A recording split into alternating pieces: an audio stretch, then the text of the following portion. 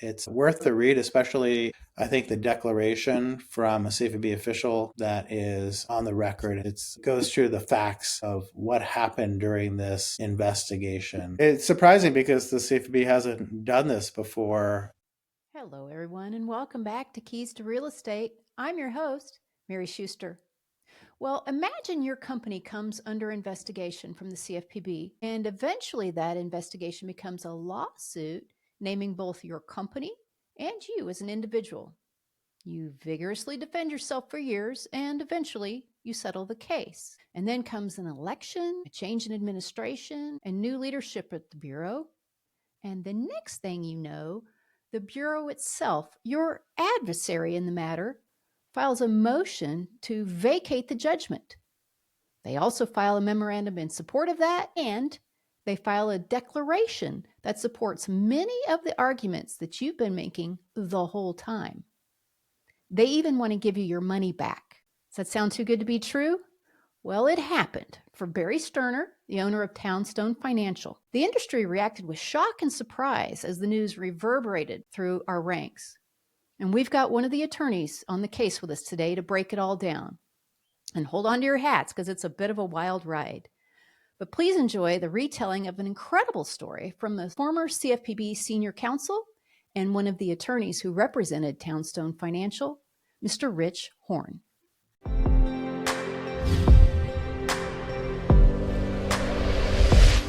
The presenting sponsor for this season of Keys to Real Estate is Closing Lock. Working in title, do you ever feel like you've got a target on your back?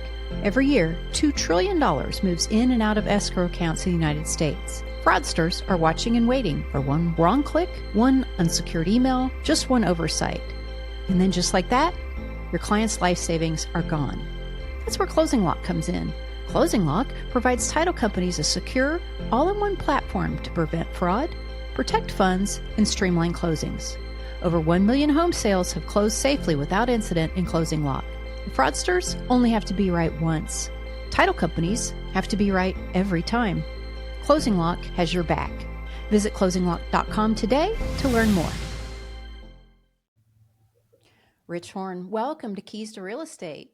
Thank you. Thanks for the invite to present with you. I'm really excited about it.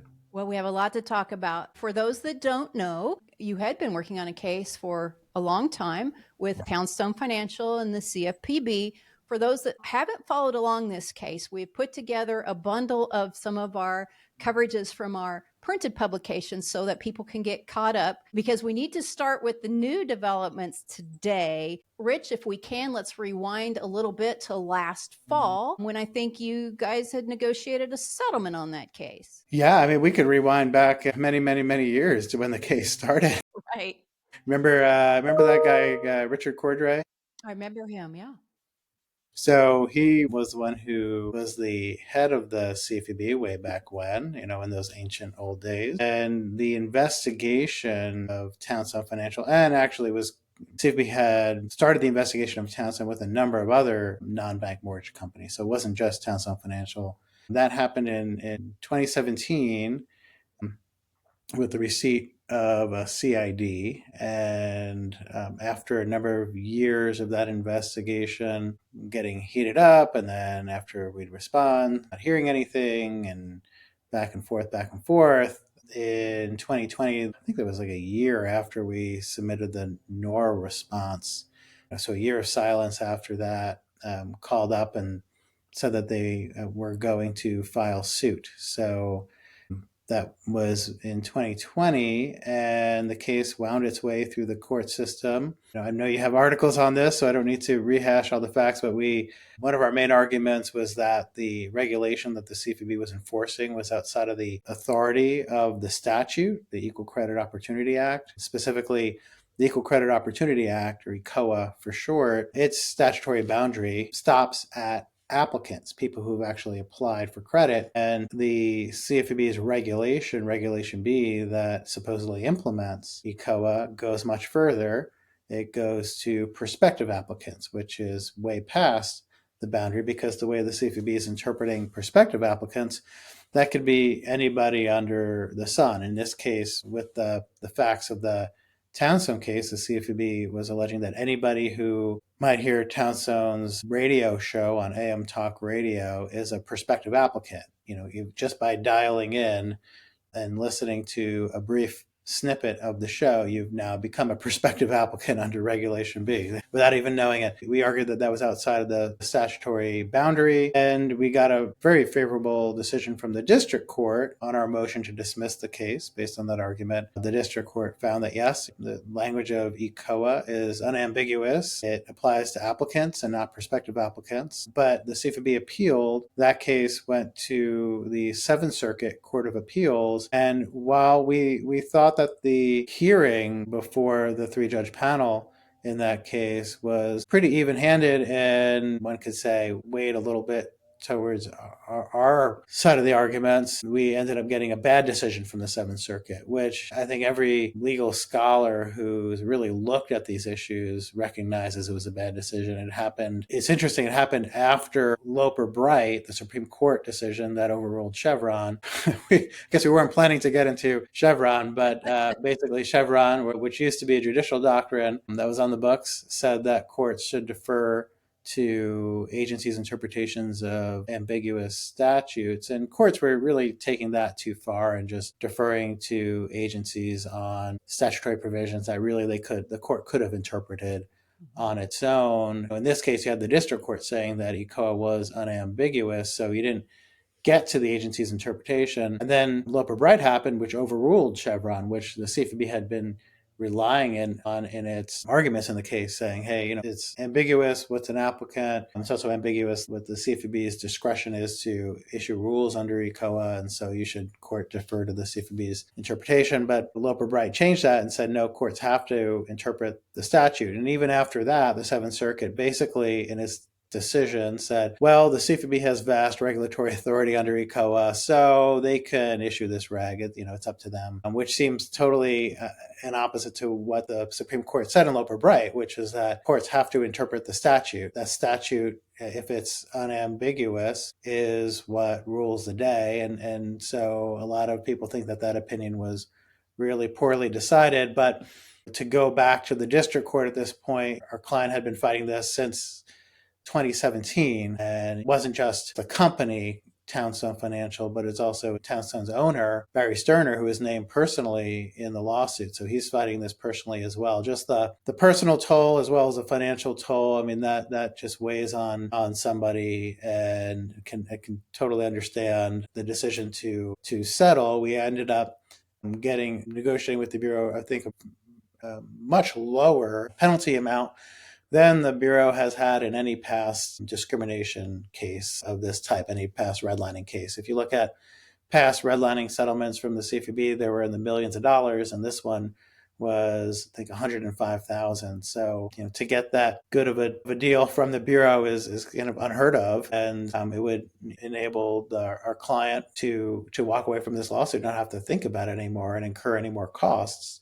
Now, you might have noticed, and I'm sure your articles talk about this, our co-counsel, lead litigation counsel in the case, Pacific Legal Foundation, they're a pro bono civil rights law firm. So the client had the benefit of their representation in the case, which was pro bono, but there's still expenses, and especially plus, like I mentioned, the personal toll, and with discovery having to potentially restart at the district court level, the expenses and just the personal toll of having to worry about the discovery fights and things like that. It just, personally for him, it made sense to settle. And that happened last December before the change in administration. And I'm sorry for the long-winded history of the case, but it all matters. It's good background for people to know.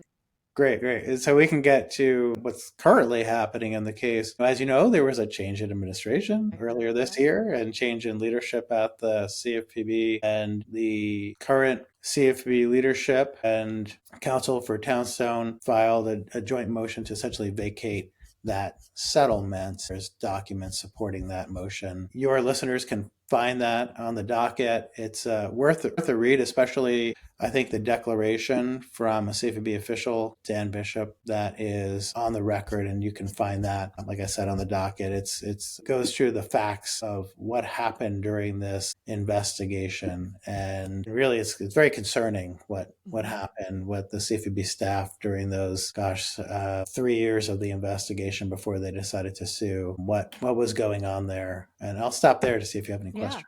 And I do want to talk about what's been filed there. Before we get there, I wonder, how did you learn that this was being reopened? What was your reaction? Have you seen something like that before? How did that hit you? Because I'll tell you, the news was very surprising to those of us out here in civilian world. Right, right. It's surprising because the CFPB hasn't done this before. As you probably saw, there's an amicus brief from a number of consumer advocacy groups that raise that concern that this is new and it could open potentially floodgates for others who had settlements with the Bureau or other agencies as well. So it's a novel filing for especially a financial regulatory agency, but I think is novel, for the government writ large, and so it was surprising to everybody. But there was talk of what the leadership of the CFPB thought of this case. Go back to when there was a change in administration, and we had acting director Vogt really taking steps to what I think has been called right size the bureau and make sure that the bureau's priorities align with the current administration. We've talked about before on a webinar for October Research about how those steps look like an effort by the administration to quote unquote delete the CFPB, I think as Elon Musk has tweeted.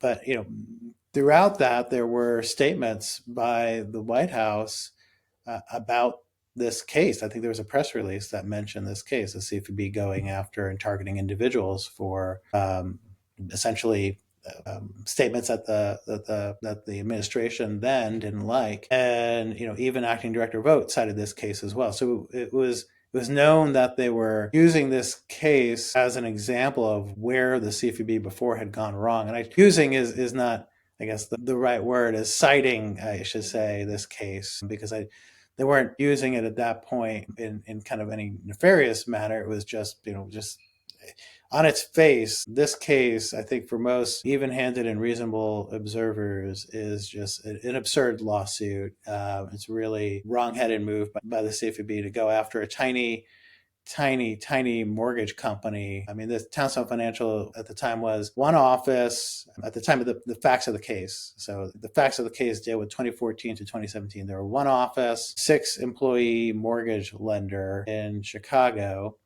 and they were tiny. They didn't have a huge volume like other larger lenders in the country. The only real issue that the CFPB had a problem with Townstone Financial with were these statements. The CFPB pulled out about 5 minutes of statements from Townstone's radio show on AM talk radio, which was like on Saturday mornings between I think like 8 a.m. and 9 a.m. when basically no one was listening to the radio. They probably had like one listener every week, and it was probably one of their family members tuning Right. in. So, and then they had a podcast as well, which I'm sure no one was at the edge of their seat waiting for the next Townstone Financial podcast to come out.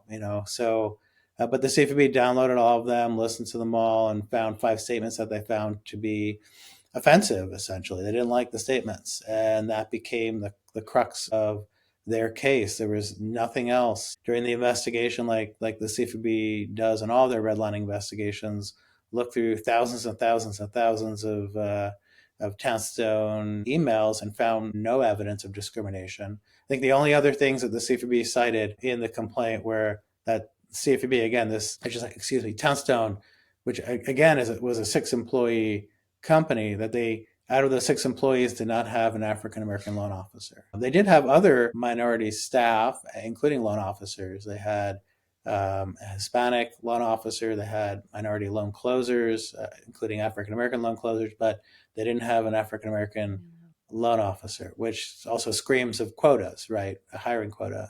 This is what their case was based on. It wasn't a strong case, in the complaint, but what it did show is that the CFPB just didn't like those statements, and that if you read the declaration, that's what comes out of it. Essentially, there is one line from the declaration where basically the CFPB's own investigation found that Townstone's HMDA data, which had some disparities in the percentage of applications and originations between majority minority areas and majority white areas, and they said essentially in the CFPB's investigation, in their own documents, which this declaration cites, their own documents said that these statistical disparities did not appear to be explained by Townstone's office location, any targeted marketing or advertising or business methodology or plan. And they also noted that Townstone encouraged the use of programs to help disadvantaged populations and hired racial and language minority loan officers. Actually, I think they did have a Chinese loan officer and I think an Arabic speaking loan officer. We're just going off of memory here, so it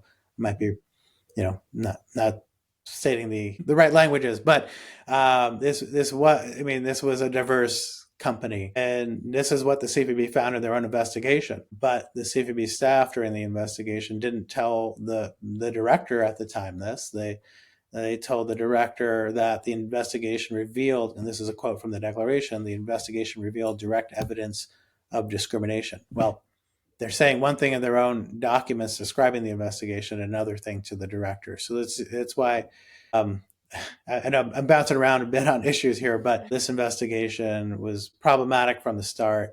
I think the declaration does show that it was based on the CFPB's own views on these statements, that they were offended by them. But recall, and I think I've talked about this before on October Research webinars or podcasts, about how during the investigation, I decided to consumer test the statements that the CFPB was concerned about. So I took the statements that they allege were problematic and used the consumer testing company that the CFPB used for the TRID rule. If you recall, I led the TRID rule when I was at the CFPB, so I knew how good that company was.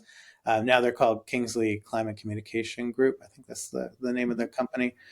Hopefully I got that right. And before they were Climate Communication Group. And so we used that same company that the CFPB used for its largest rule to take these statements and test them with actual African-American residents on the south side of Chicago. So these are real people, not inside the Beltway bubble, real people that live in the south side of Chicago listening to these statements. And we didn't take just the snippets that the Bureau put in the complaint. We took like minutes before and minutes after and played that for these participants. And the result was the exact opposite of what the CFPB alleged in their complaint. It was that the results were that the participants were actually encouraged by the radio show and these statements. The participants made statements like, wow, this guy actually really knows our neighborhood. I want to call him up. And some participants actually asked for his contact information on the spot because they wanted to apply to him and talk to him right then and there. So it was the exact opposite of what the alleged.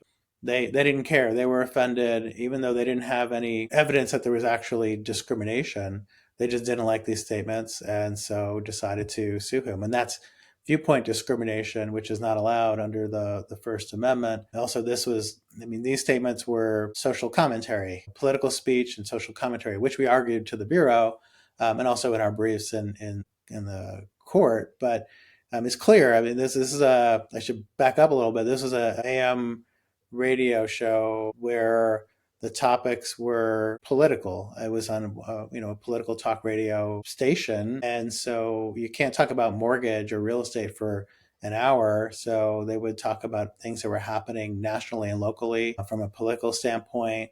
And and the owner's politics came out on the show, and even the investigation cited that essentially the show they said that the show and the podcast were overtly, and this is a quote from the declaration, the show and the podcast were overtly political and often highly critical of the Bureau. And that's true. The owner of Townstone, being somebody who's in the mortgage industry, would see things that the Bureau was doing that he disagreed with. And, he has a right to be able to say that on the radio. But apparently to the CFPB, that's not allowed. They were offended. And so they decided to sue him. And, the rest is history, including Townstone. Townstone's no longer making mortgage loans because of this. And so it's unfortunate. Okay, so all of the objective data that was assembled, it sounds like, did not indicate that the allegations could be proven with data objectively, but this more subjective language is what everything kind of hinged on. Yeah, their subjective view of what was said on this quote unquote overtly political radio show. They just didn't like his politics. The statements, you probably have articles on them. I'm sure that your listeners can find them. I'll just mention, they were about the high rate of crime on the south side of Chicago. The owner of Townstone lived in the Chicago city limits for decades and was talking about where he lived. I think technically at the time he lived on the south side of Chicago. So he's basically talking about where he lived, and CFPB just didn't like what he had to say about it. Talking about the high crime rate. One of the comments was about how in the 90s, where the owner lived in Chicago, again in the city, how it was a food desert and there was only one grocery store around, and was just relaying that historical fact. And CFPB took issue with his language and said, well, we find that offensive, essentially. So you're right.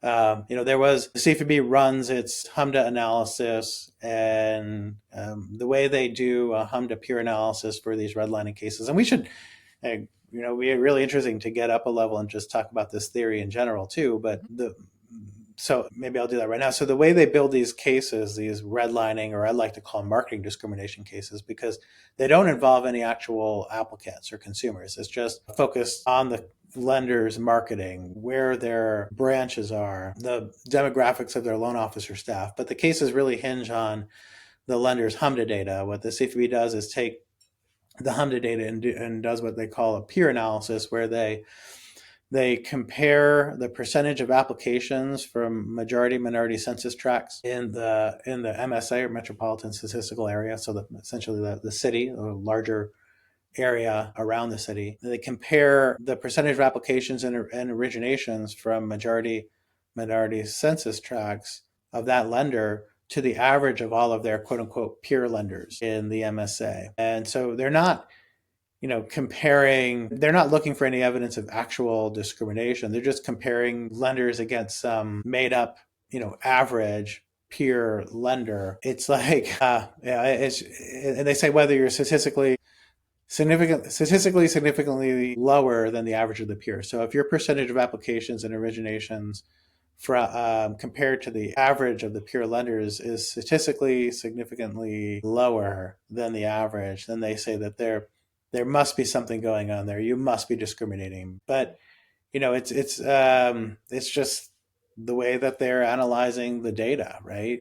There could be other ways to look at the data to say, well, yeah, their average they might be lower than the average, but let's take a closer look and see, well, how many actual lenders are below them. Let's look at the absolute numbers, right? They might be below the average, but maybe the average is so high because you have one larger institution that's somehow gobbling up all of the volume from those majority minority areas. And there's other ways to slice the pie, right? You could say, well, with looking at the entire MSA doesn't make sense. Let's look at different sections. And so you get into the statistical fight. The important thing, and so that becomes like a factual issue, but the important thing to note is this is nowhere in the statute or regulation. There's nothing in ECOA that says, lender, if you're statistically significantly below the average of your quote unquote peer lenders, that you violated ECOA. There's no requirement to be close enough to the average, right? So that just opens the door for subjectivity to be applied. Well, yeah, it opens the door for one. Like, who are your peer lenders, right? I mean, that's a Right. subjective analysis. Also, they say sometimes in their complaints and in informal guidance, well, peer lender means 50 to 200% of the same volume, but that's not in the statute or regulation. Also, they just make that up. It's made out of thin air, and then on top of it, they don't always use that, right? So many times, I've had clients facing an investigation or exam, and they won't tell you who the peer lenders they use are. They won't even tell you that they've used peer lenders. A lot of times they haven't. And there's no other way to get to their numbers than to, pull in, like compare your tiny little lender client to the largest banks in the MSA, right? So it's all just made up gobbledygook that they use against you, and it's worked for the last, the first, I think the first case of this ilk was in the 90s. I think it was Chevy Chase Oh Bank, yeah, I had a forgotten bank out that of one. DC. Yeah. Yeah, and from then on, they've just had settlement after settlement after settlement because DOJ, which created this novel legal theory, essentially was smart enough back then to just go after banks, which are not in it's not in their interest to fight the government, right? They need to settle and move on. They will have a lot of problems with their prudential federal regulator if they're fighting DOJ on a discrimination claim. So they've settled them all, and so this history of settlements has come up using this hum to peer analysis, and it's kind of been precedent by settlement, unfortunately, or as some people say, regulation by enforcement. So it's become the way people think about compliance with fair lending statutes when this is actually found nowhere in the statutes at all. So Yeah. it's a crazy novel legal theory, Yeah. not in the statute or reg. A lot of problems with it, but the government builds a case around the HMDA data because it says, okay, well, here's evidence that of the effects of your discrimination, and then they'll put in the complaint other facts, like I alluded to. These effects of your discrimination must have been caused by your lack of branches in minority areas, the fact that you didn't have any minority loan officers or enough in their mind. And then they'll actually, over the past few years, have gotten into reviewing emails of lenders to find evidence of kind of like just racial animus on the part of the staff. And in these reviews of emails, they review thousands and thousands and thousands of emails, and usually these complaints have like 4 or 5 emails. So if they've reviewed like 100,000 emails and they're like 4 or 5 emails, and most of them happen to be like email forwards that somebody just received and maybe pressed forward and forwarded it on that have some content that the CFPB staff or DOJ staff find to be offensive.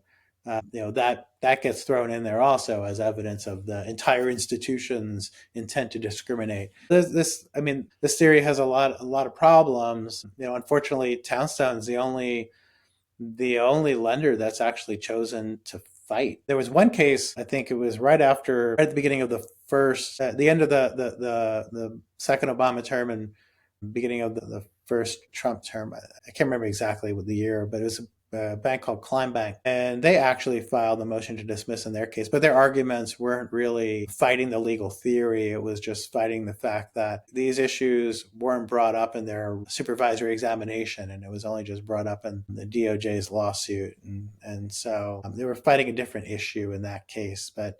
So Townstone's really the only entity of the decades that this theory has been used to actually fight the legal theory. And I do hope that there are more in the future. I know we're probably not going to see a lot of cases out of the CFPB or DOJ on this legal theory, but there are still state regulators out there and consumer advocacy groups who can file cases based on this legal theory. And so we could still see it. And I hope that more institutions decide to fight this legal theory because there are a lot of Well, problems with that. yeah, and that's one of the reasons I wanted to do this episode is you guys obviously had your thoughts and suspicions and arguments through the case, and I know your guy really he did fight, and everybody understood why he eventually ended up settling. Just it's like his business doesn't exist anymore, right? All that, but through that process, you had to be saying to yourselves, well, this is all so subjective and the data's not there. And so I want to go back to, if we can, I'd like to go back and talk about the items in the declaration that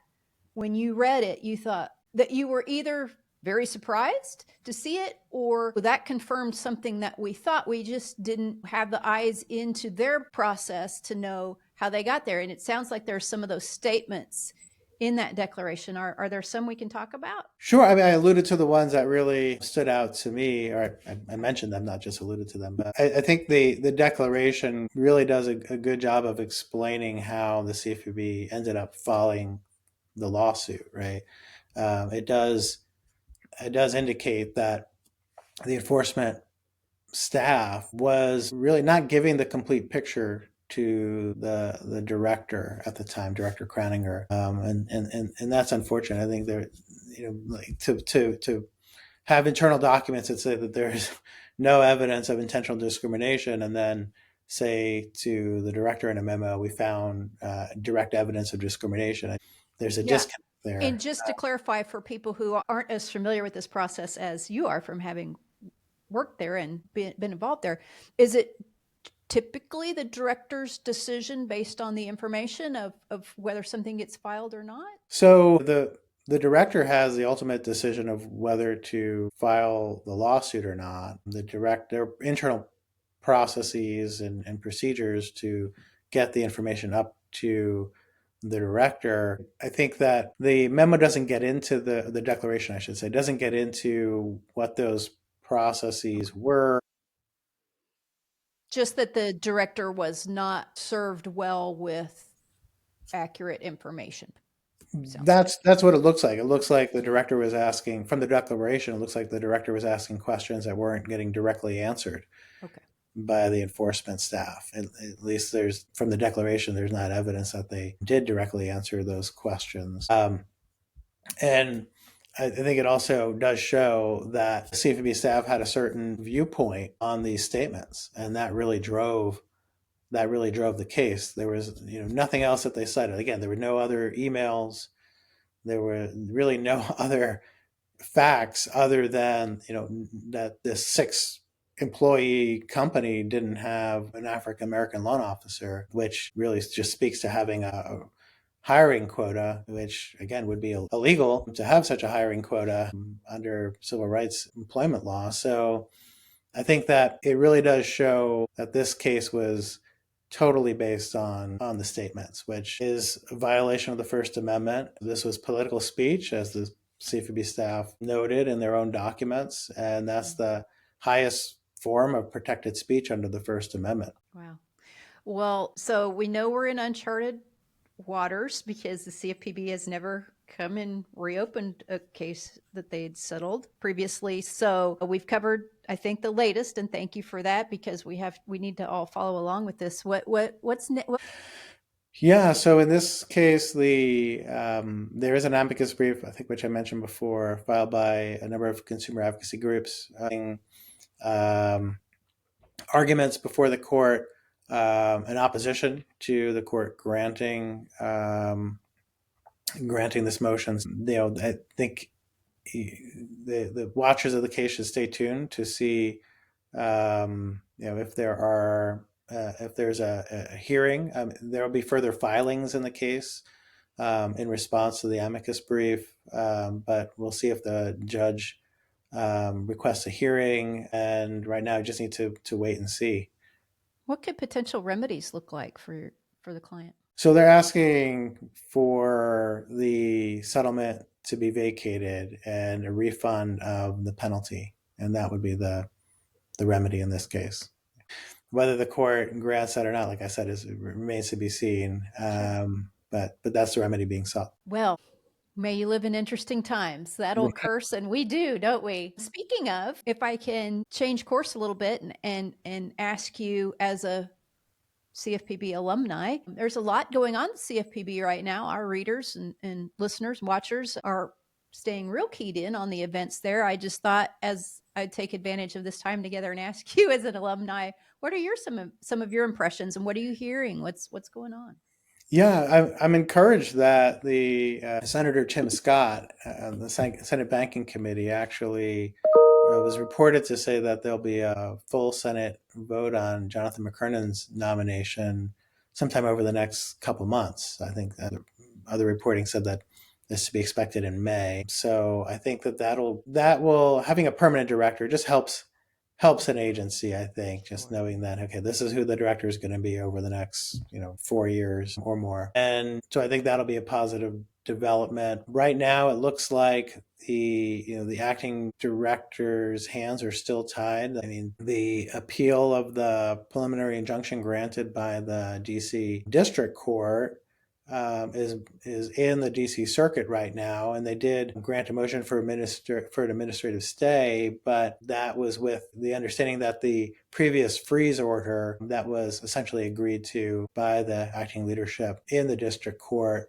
was going to that agreement for that freeze order is going to remain in place, as well as the agreement that the CFPB will not fully terminate its contracts. And so that, at least for the time being, while the DC Circuit hears the motion for a stay of the preliminary injunction, they've granted an administrative stay with those provisos. But it's possible that the DC Circuit does kind of whittle down the preliminary injunction and really send it back for the district court to do that. There are definite questions of whether the DC District Court's Judge Amy Berman Jackson's preliminary injunction went too far, whether it tied the hands of the acting leadership to use discretion and how to essentially carry out its statutory functions. It's one thing to say you have to comply with XYZ statutes, but to go further and say you have to rehire certain staff, that you can't fire any staff. I mean, if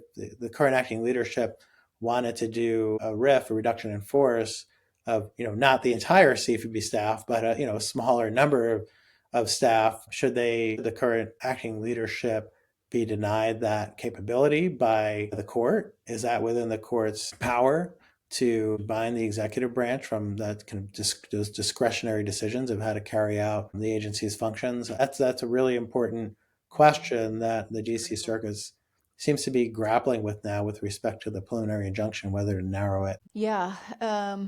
Yeah, so you've got the employee question, you've got the contracts question. The building question is still hanging fire. There's been a problem with the CFPB building for a long time, so that's kind of hanging fire. And I think the letters are off, or did they come back on? I haven't paid attention. I don't know. The latest that I saw was that they're still negotiating terminating that lease with GSA, but they did apparently terminate the leases for the regional offices and told those employees to work from home. Yeah. And it does appear like they're doing most of the legally required jobs. I think some of the calculations that are required are getting done. The press office is back. We got a press release today. Right on the non-bank registry. So today they just announced that they weren't going to enforce it, which is good for the mortgage industry. Although the mortgage industry did have basically an exemption for orders that are listed in the NMLS, but still, it's helpful to know that the CFPB is not going to enforce that rule. And they also announced that they're planning to issue a proposed rule to either rescind that rule or to narrow it. But technically, the rule is still on the books. So, I think if you're subject to the rule and you do have an order that you need to put on the registry, I think you've got to weigh the fact that rule is still on the books. Do people who move in the circles you move in expect that we're going to see a lot more like that, which is, hey, this rule's on the books. We are de-emphasizing enforcement and we're going to put something in the Federal Register to try to take this regulation down? Do you expect a lot of that? Yeah, it happened with the payday rule recently. I know this not for this audience, but it's still useful to know that this CFPB has been doing that a little more lately. And if you've got staff, you've got to let them work. Your hands are tied in court. You can't fire them all. It's better to put them to work and start rescinding some of these crazy rules that the Chopra era had promulgated. I mean, this registry rule is an example of one. It's completely superfluous. It's unnecessary.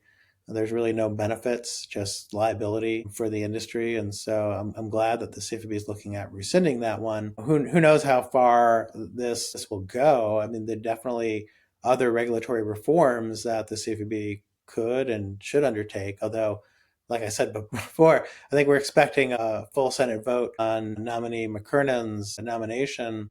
So when he's confirmed, which everyone expects he will be, by the Senate, we'll have a permanent director, and we'll see if he continues these efforts or undertakes new efforts. So we'll have to wait and see what this looks like when they have a permanent director. Yes. Okay. If you were queen for a day and got to just strike one rig, do you have a candidate in mind of what would be your first candidate? Certainly not the TRID role, right? No, not the TRID rule. That would be chaos. Chaos, I tell you. I'm a little biased about that rule myself. Yeah, it would be chaos. I think the one rule that the CFPB has issued that's always bothered me was, and it's not even the entire rule, it's just a part of the rules, the servicing rules, loss mitigation provisions, because those were completely discretionary. There's no statutory mandate for them. They were completely based on discretionary rulemaking authority under RESPA, and I think they also cited discretionary authority under Dodd-Frank, but basically just completely based on discretionary authority.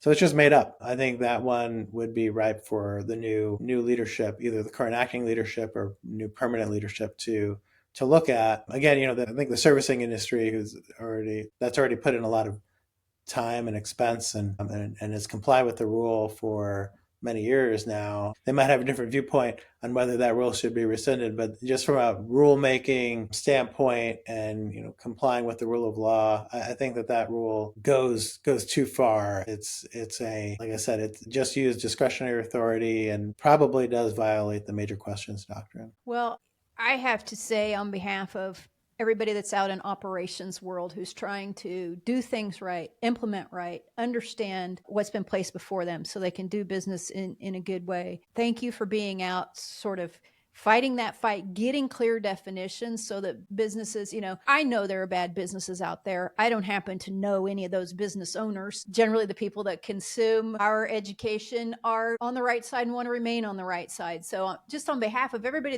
whose operations are going to be changing a lot, I think, over at least the next 4 years as deregulation kind of has its renaissance again. Just the fact that you and others like you are out there on that front line, getting those definitions, trying to fight to keep the things that are good, like we would argue the TRID rule, and get rid of those things that are just, box checking, or just really don't have any adding value. It's just, you're doing a good service for people who are trying to figure out what to implement and, what to look ahead to find is going to be waxing or waning. It's just it's a very good service. And I didn't say that very smoothly, but we appreciate you out there doing it. I get your point. I mean, the listeners to this podcast are not the ones out there flagrantly violating the law, but for that reason, they should also be interested in a CFPB that's actually trying to enforce the law and go after those bad actors, right? Instead of CFPB, instead of spending years and years of his time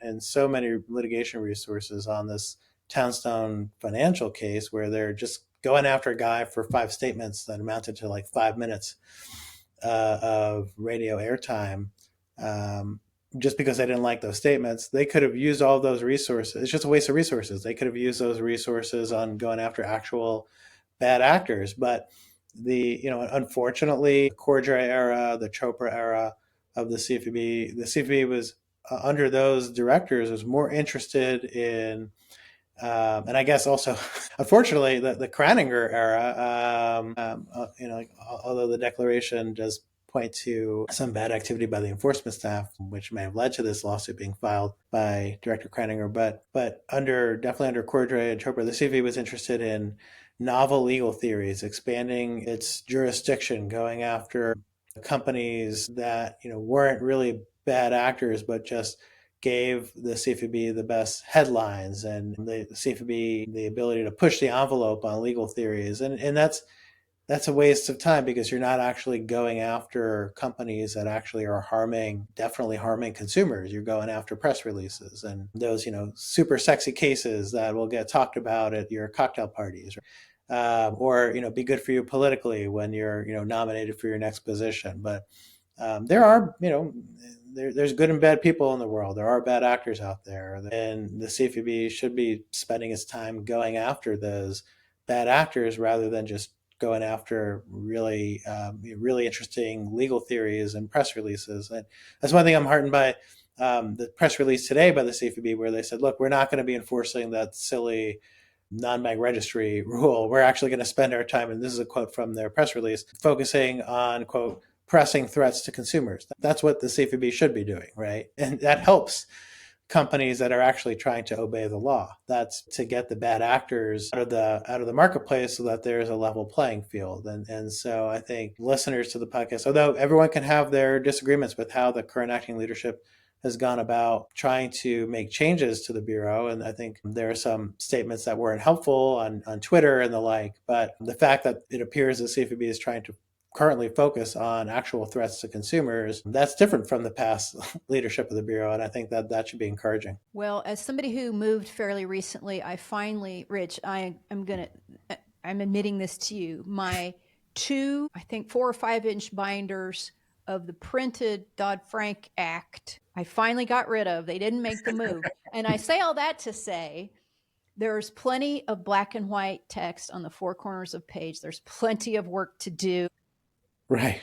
Within the 4 corners of the pages, so many pages, that I think that our listeners will be encouraged to get that sense that we're going to go more in the quantifiable, objective, definable, provable, data-driven enforcement with the real emphasis on consumer protection. I think everybody within our earshot will be very happy to hear that. Yeah, yeah, for sure, for sure. Well, thank you for coming today to get us caught up. Thank you always for being a warrior and fighting the good fight. And I hope as this progresses or other things come up, you'll say that you'll come back and keep us updated.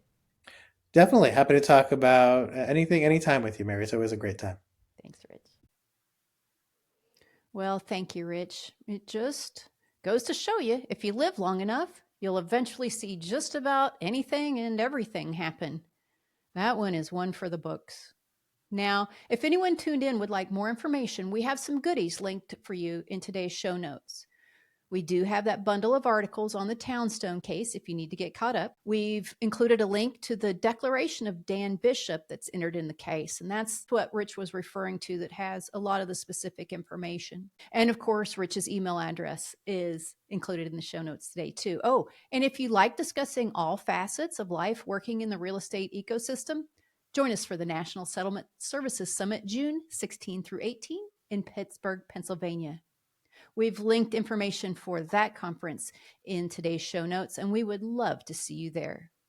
So until next time, keep fighting the good fight. You just never know when you might prevail. I'm Mary Schuster for October Research, where knowledge is the competitive advantage.